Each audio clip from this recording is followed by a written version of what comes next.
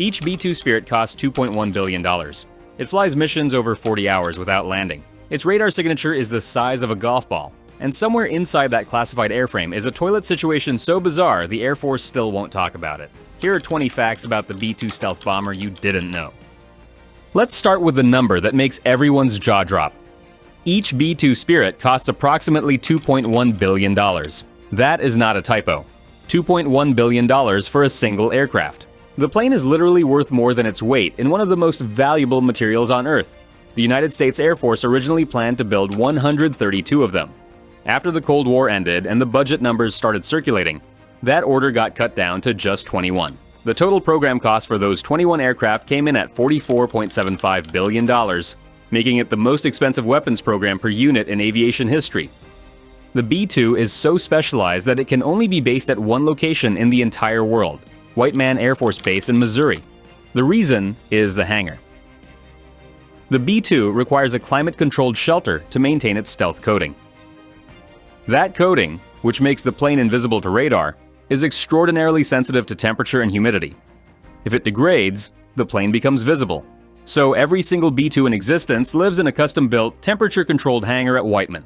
When the Air Force needs to deploy them overseas, they have to build temporary climate shelters at the destination first. There are only 20 operational B-2s in the world right now. All of them call the same zip code in Missouri home. Here is the most staggering engineering fact about the B-2. The radar cross-section of this aircraft, which has a wingspan of 172 feet and weighs over 150,000 pounds fully loaded, is approximately 0.1 square meters. That is roughly the size of a large bird. Some estimates put it even smaller, closer to the radar signature of a golf ball. For comparison, a conventional bomber like the B-52 has a radar cross-section of around 100 square meters. The B-2 is 1,000 times harder to detect. The B-2 is flown by a crew of 2 pilots. That's it. No navigator, no weapons officer, no electronic warfare specialist, just 2 people responsible for a $2.1 billion aircraft carrying enough firepower to level a city. The aircraft's fly-by-wire system is so advanced that without computer assistance, the B-2 would be completely unflyable. The flying wing design that makes it stealthy also makes it aerodynamically unstable. The onboard computers make thousands of tiny adjustments every second just to keep it in the air. A human pilot responding with manual controls alone could not keep up. Fly-by-wire isn't a convenience on the B-2. It is a survival requirement. The longest recorded B-2 mission lasted approximately 44 hours. The crew flew from Whiteman Air Force Base in Missouri, struck targets in Kosovo, and returned home. 44 hours in a cockpit the size of a small SUV, with no ability to stretch your legs, no bunk, and limited ways to manage basic biological needs. The pilots take turns sleeping in the ejection seat, which reclines slightly. They eat prepackaged meals. And the toilet situation, which the Air Force keeps frustratingly vague about, involves some combination of relief tubes and collection bags that pilots describe with expressions rather than words. Multiple aerial refueling stops make these ultra-long missions possible. The B-2 can refuel in mid-air, extending its range indefinitely. Theoretically, it can strike any target on Earth from Missouri and return without landing once. The B-2's wingspan is 172 feet. The Wright brothers' first powered flight at Kitty Hawk in 1903 covered 120 feet. The B-2 is wider than that entire first flight was long. Despite that enormous wingspan, the B-2 has no fuselage in the traditional sense. There is no long tube connecting the wings. The entire aircraft is one single blended wing. The crew sits inside the wing itself. The weapons are stored inside the wing. The engines are buried inside the wing. Everything is the wing. This design, called a flying wing, was first seriously explored in the 1940s by Northrop, the same company that eventually built the B-2. Jack Northrop spent his entire career trying to make a flying wing work. He died in 1981, 8 years before the B-2 flew publicly. Before he died, Northrop Aircraft showed him a classified model of what would become the B-2. He reportedly wept. The stealth coating on the B-2 is not paint in any conventional sense. It is a radar-absorbing material applied to the aircraft's surface in an extremely precise process. The full application costs roughly $60,000 per aircraft, and it has to be reapplied regularly because the coating degrades. Heat from the engines, moisture, and even basic wear from flight operations eat away at it over time. After every mission, maintenance crews inspect the surface coating carefully. Any degradation gets repaired before the next flight. The repair process requires specialists who work in those climate-controlled hangars and takes significant time after each mission. This is part of why the B-2 has one of the lowest mission availability rates of any aircraft in the US inventory. At any given time, a large portion of the fleet is in maintenance specifically because of the demands of maintaining that stealth coating. The B-2 is a nuclear-capable platform. That much is public knowledge. What exactly it carries and in what configurations is classified. What we do know is that it is certified to carry the B-61 nuclear gravity bomb and the B-83, which is the largest nuclear weapon currently in the US arsenal with a yield of up to 1.2 megatons.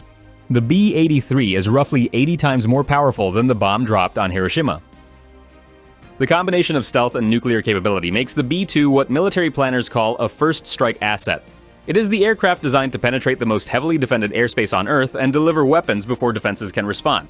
That is a job that requires remaining invisible, which brings us back to that golf ball-sized radar signature. Before every single mission, a maintenance crew member applies a specialized tape around the gap between the cockpit canopy and the airframe. After every flight, that tape is pulled off and replaced.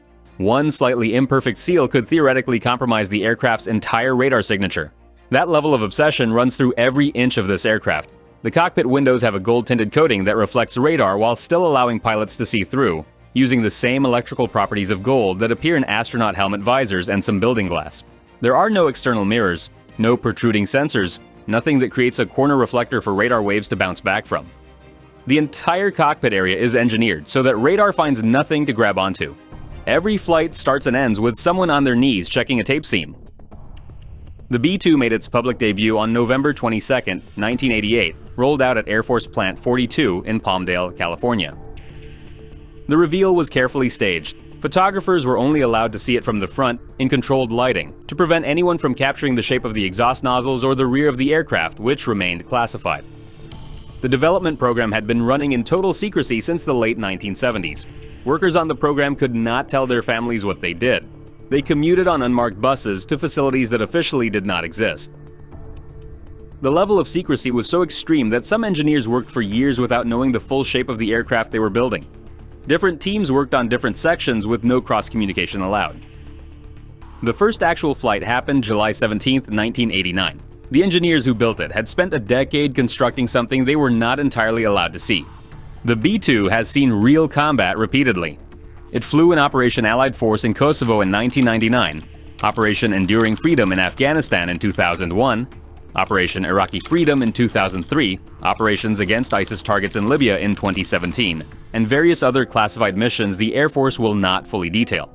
In most of these operations, B-2S flew the very first strikes of the campaign, hitting the most heavily defended targets before any other aircraft entered the airspace. This is the aircraft's designed role: to open doors that are closed to everything else.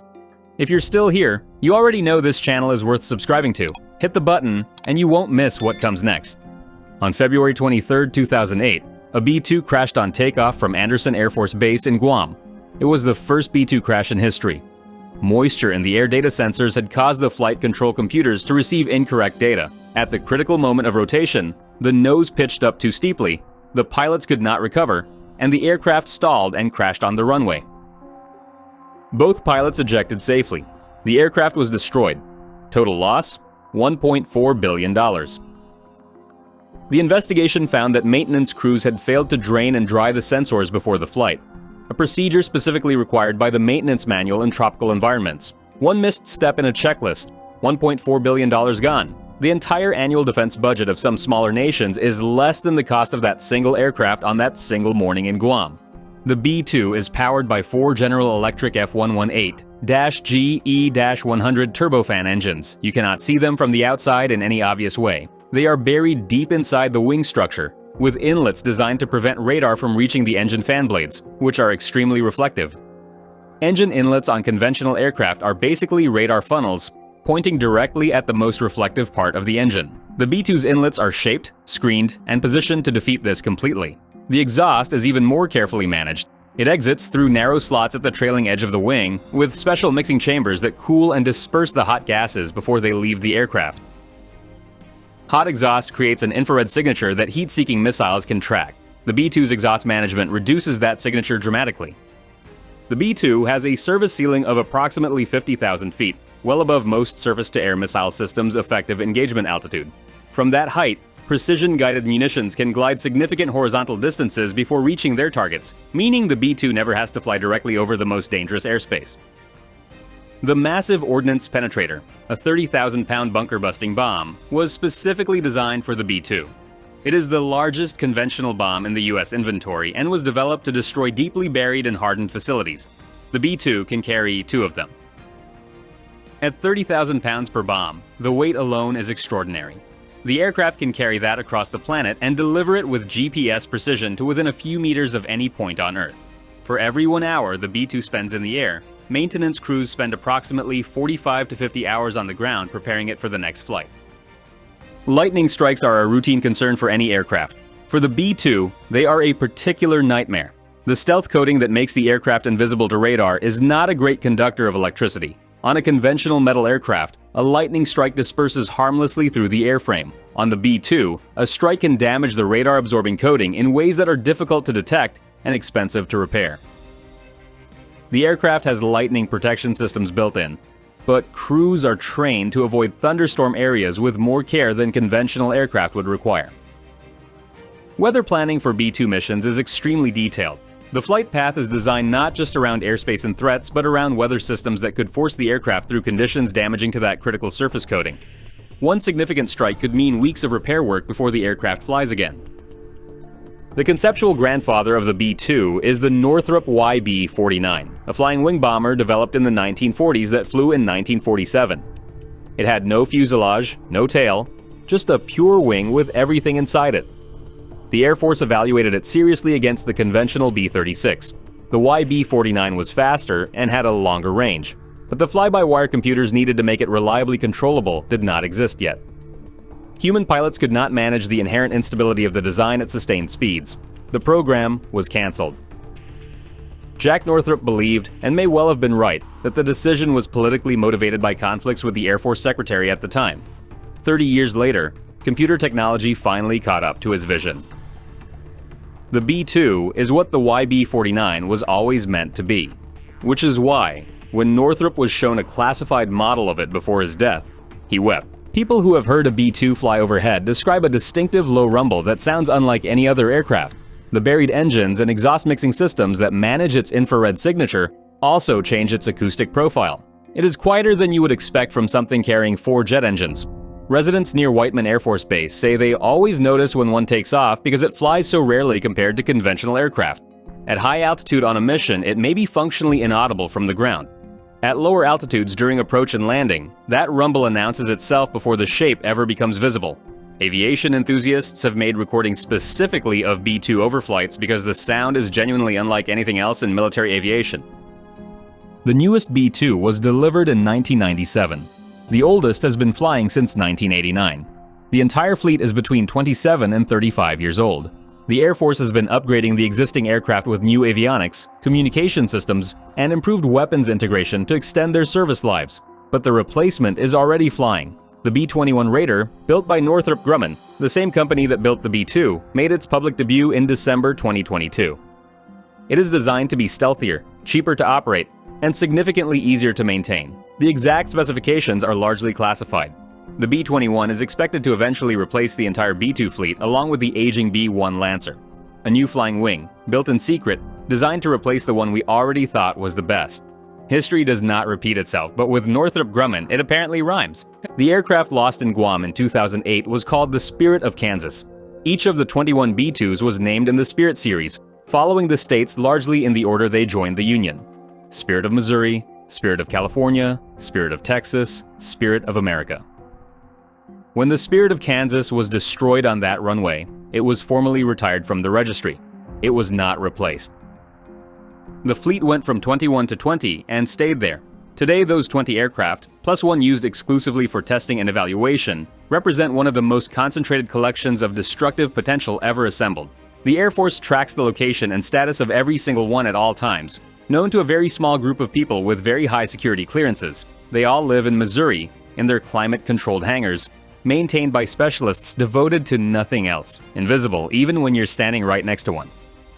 The B-2 stealth bomber is one of the most extraordinary machines ever built, $2.1 billion a copy, a radar signature the size of a golf ball, missions longer than a transatlantic ocean crossing, a maintenance burden so extreme it cannot leave a single zip code without advanced preparation, and 20 of them are sitting in Missouri right now, waiting.